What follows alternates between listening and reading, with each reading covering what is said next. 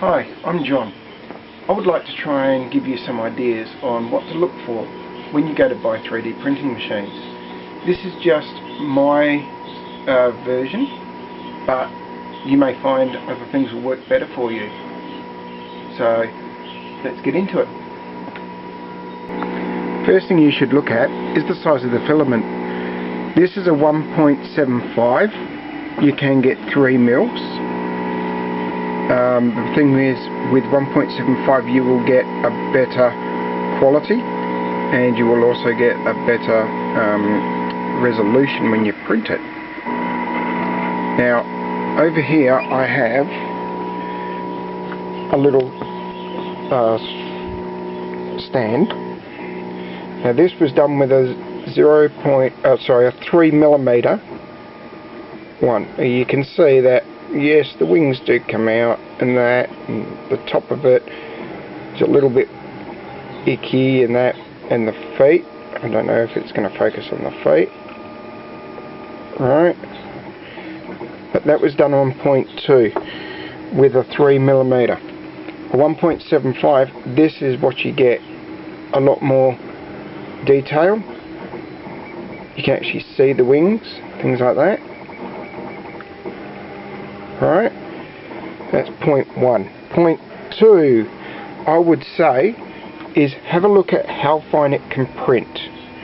For example, we'll go down here. This is a 0.3 print. You can see on the head. Alright, that's like a rough print. 0.2 on the head. You can see that the quality is getting better as you go. 0.15. Now this is like the largest I like to print in, and you can see that there is a very good quality to that. Being an FDM printer, where it puts one layer on top of the other, you will get small lines in it. There are ways of getting rid of that. That's one of my little tricks. This is 0.1. You can see, like on the head, there's hardly any circular movement. Still pretty good on the back. Feet are very good. So 0.1 is what you'd want to do. Now my next trick I would like to tell everyone is, if you are going to buy a printer, get somebody to print you one in the finest possible. The machines I've got can go down to 0.06, but I don't print that because it takes way too long to print anything. So get them to print it normally at 0.1 and have a look and see what the quality is like. Then you can decide what you want to buy. Okay, filaments next. Now as you can see, this is blue, it's actually purple. Runs down, but when it prints it, it's white. That is because this one is a heat sensitive filament. Now that's only on a 600 gram roll. This one down here is actually on a 1 kilo white roll, so that, of course that will print white. And what a lot of people do is they get ones like, you know, the real cheap ones going out on special for Harvey Norman and that. And the problem with these is that reel, you have to buy their ones because it's got a chip in it, like some of the ordinary printers do. Once it goes, you can't refill it. Make sure that you can use anybody's in, because that means that you can get yourself a little hoard of all different types, colours, like I've got here. When you originally get them, you will find that it will print very well to the base, as you can see here. Right, there's no lifting or anything, that is the way it should be. The first layer must be pushed into it. Okay, if you don't, it will lift. So if it's only like lightly on the top, then that'll do it.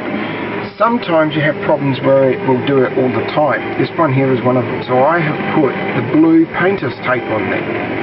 and that actually creates a really good bonding surface for it to sit on. Also, you will notice that the temperature I've got here is 65 degrees on the base for PLA. Same as this one here, if it will show you. Let's have a look. Next thing to look for is your base size. Now this base that I've got here is a 200 by 180.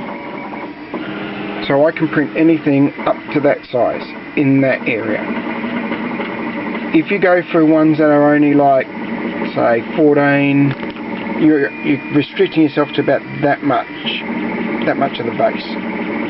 And therefore you can't print items like this, because this one's actually 1500 long. So you'd have to put it on an angle, of course, but as you can see, the bigger the better, but don't go too big, because otherwise your bed will cool rapidly on the outside and stay the same temperature on the inside. Now, as you probably could see here, I only use PLA. The reason being, if you use ABS, you must have a ventilation system, because it produces some toxic gases.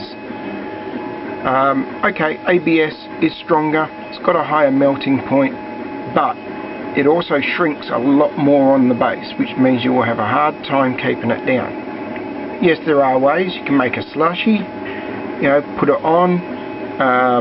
When you print it, it'll actually print directly out onto the bed. But sometimes it can be a little bit awkward. You've also got to make sure that your heated bed is a lot hotter, and your temperature gauge, instead of being 200 to 210, you've got to push it right up to like 260 to 280. So that's another thing to think of. Your next thought should be spare parts. How easy is it to get the spare parts for your machine? If you get specific machines, you have to get specific parts, which could cost you heaps. For example, with these, you have linear bearings just up on here, which run through the pole. There's two of them. Down here, you can see that there's linear bearings in there. So can you buy them? Or do you have to get their original parts? Once again, if you get their original parts, it's like buying a car. If you buy original parts, you're going to pay a lot more for the same thing. The next step, I would say, is bed leveling. This one has a manual thumb screw on it, which is actually very easy to do, and you just got to square up the four ends and do it. Some of them have automatic, which is cool, but I would prefer to do mine manually, because as the nozzle wears, you can actually move it up a fraction to compensate for it. Whereas the auto ones, they just go the same height every time. Now, lighting is not essential, but it is best to keep it in a nice little cabinet, or something that's free of dust. Even if you put a cover over it, that's fine. You can see here I've got one there, and I've got the two here. This bottom one is actually made with an IKEA $10 table, and the red parts you can see on there were 3D printed for itself, so therefore the machine can go in there. The top one's basically the same, except I've put square wood down the side instead of using their legs, just to make it a little bit bigger. Next, have a look at the Z system. That's the one that goes straight up. Now with this machine, I've got one stepper motor there, and there's a stepper motor on the other side. So they work together in pairs to lift it up. In fact, all of my machines here do. Some of them only have a stepper motor on one side, and the other side is free flowing. Sometimes this can get a little bit off if it's not oiled, which is another thing you've got to do, is keep them going all the time. Just give them a little bit of oil on the tracks, and you're pretty right. Another thing which can be helpful is actually having the SD cards in there so it can print without being attached to a computer. Yes, there are some like that. I've got mine running down underneath. There's my SD card.